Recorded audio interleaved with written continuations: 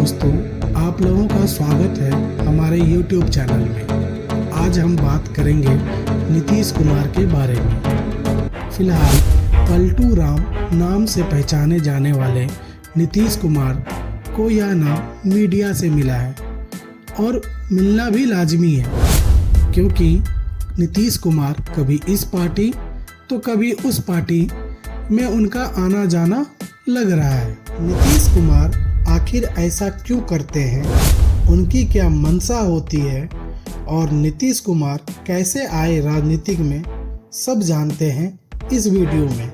ज़्यादा देर ना करते हुए जानते हैं नीतीश कुमार के बारे में। आप लोगों को बता दें, नीतीश का जन्म 1 मार्च 1951 को बिहार में नालंदा जिले के कल्याण बिघा गांव में हुआ था।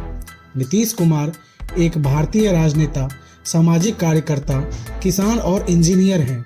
उनकी मां परमेश्वरी देवी हाउसवाइफ थी, जबकि पिता कविराज राम लखन सिंह फ्रीडम फाइटर थे। घर में उन्हें मुन्ना के नाम से जाना जाता था। उनके पिता कविराज राम लखन सिंह की रुचि शुरू से ही राजनीतिक में थी। वह एक स्वतंत्रता सेनानी के रूप में प्रसिद्ध थे।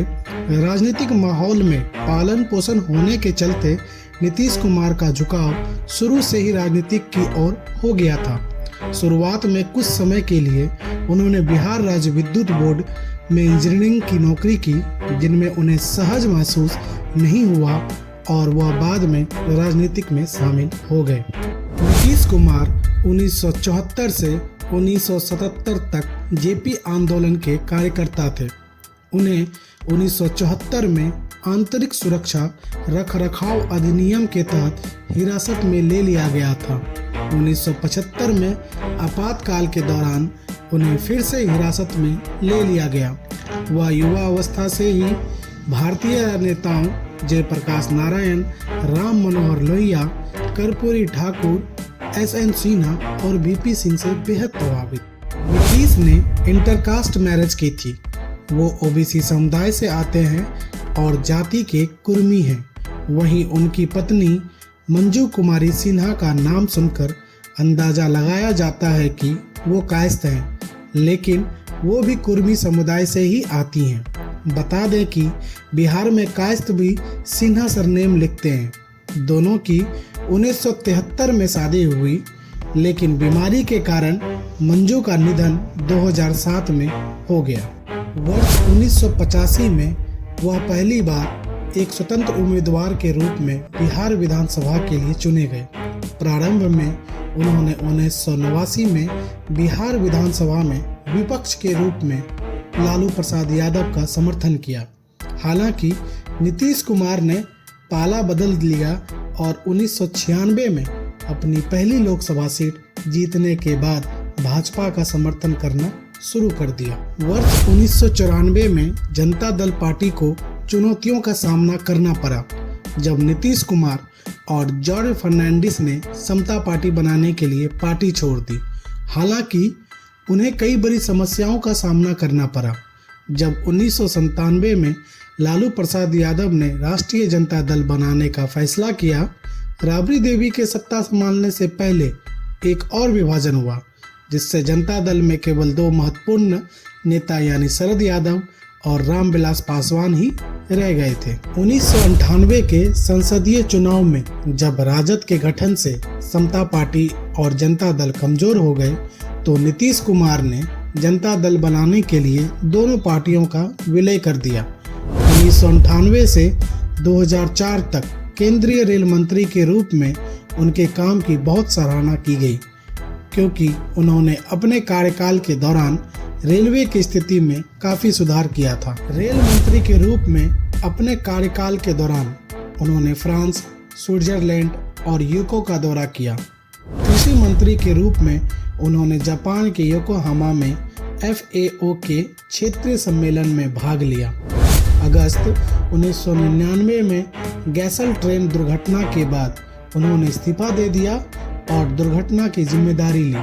रेल मंत्री के रूप में अपने कार्यकाल के दौरान उन्होंने 2002 में इंटरनेट टिकट बुकिंग की शुरुआत और कई टिकट बुकिंग काउंटर खोलने जैसे महत्वपूर्ण बदलाव किए। साथ ही उन्होंने तत्काल बुकिंग के लिए तत्काल योजना भी शुरू किया। मार्च 2000 में केंद्र में अटल बिहारी वाजपेयी सरकार के समर्थन से नीतीश पहली बार बिहार के मुख्यमंत्री बने। इसी बीच उन्होंने दूसरी बार कृषि मंत्री का भी कार्यभार संभाला। 2001 से मई 2004 तक उन्होंने एक बार फिर केंद्रीय रेल मंत्री के रूप में कार्य किया। 2005 के बिहार विधानसभा चुनाव में जीत हासिल करने के बाद नीतीश ने मुख्यमंत्री पद की शपथ ली। वर्ष 2010 में नीतीश की पार्टी ने अपने समर्थक से भारतीय जनता पार्टी भाजपा के साथ मिलकर जीत हासिल की और उन्होंने मुख्यमंत्री के रूप में अपनी भूमिका दोबारा से शुरू किया।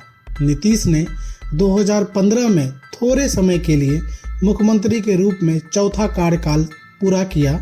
26 जुलाई 2017 को उन्होंने राजद और कांग्रेस के साथ गठबंधन तोड़ने के बाद बिहार के मुख्यमंत्री पद से इस्तीफा दिया। मुख्यमंत्री पद से इस्तीफा देने के 24 घंटे बाद ही नीतीश ने बीजेपी और एनडीए के समर्थन से छठी बार बिहार के मुख्यमंत्री पद की शपथ ली। रामविलास पासवान के निधन के बाद बिहार के डिप्टी सीएम सुशील कुमार मोदी बिहार के राज्यसभा सदस्य चुने गए। परिणाम स्वरूप नीतीश ने 16 अगस्त 2020 को बिहार के मुख्यमंत्री पद से इस्तीफा दे दिया, लेकिन बाद में नए डिप्टी सीएम तारकिशोर प्रसाद और रेणु देवी के साथ मुख्यमंत्री पद की शपथ ली। 9 अगस्त 2022 को नीतीश ने बीजेपी के साथ अपना गठबंधन खत्म कर लिया। उन्होंने मुख्यमंत्री पद से इस्तीफा दे दिया और एनडीए से अपना नाता तोड़ लिया। फिर वह एक नए गठबंधन बनाने के लिए महागठबंधन में दोबारा से शामिल हुए, जिसमें राजद, कांग्रेस, सीपीआई और अन्य पार्टी के दल शामिल थे। उन्होंने 10 अगस्त 2022 को 8वीं बार मुख्यमंत्री के रूप में शपथ ली। 28 जनवरी 2024 को नीतीश ने फिर से बिहार के मुख्यमंत्री पद से इस्तीफा दे दिया।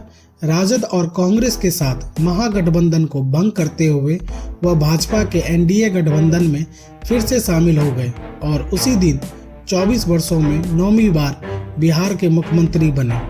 मुख्यमंत्री बने रहने के लिए राजनीतिक में बार बार गठबंधन बदलने के लिए नीतीश कुमार की काफ़ी आलोचना होती है। इसी कारण उन्हें लोग पलटू राम भी कहते हैं, जिनका अर्थ है बार बार पाला बदलने वाला। एक और बात जिसके लिए लोग उनकी आलोचना करते हैं वह यह है कि उन्होंने अपने पूरे करियर में कभी किसी चुनाव में भाग नहीं लिया। बीजेपी में शामिल होने के बाद नीतीश कुमार ने यह आश्वासन दिया है कि वह बीजेपी को छोड़कर कहीं नहीं जाएंगे। यह बात अभी कुछ दिन पहले की है, जब नरेंद्र मोदी बिहार के दौरे पर थे। क्या बोल गए नीतीश कुमार मंच से, इस बात में कितनी सच्चाई है यह तो आगे आने वाला टाइम ही बताएगा। कैसा लगा आप लोगों को यह वीडियो कमेंट करके ज़रूर बताइए और इसी तरह की वीडियो के लिए बने रहें हमारे YouTube चैनल पे। आपका धन्यवाद।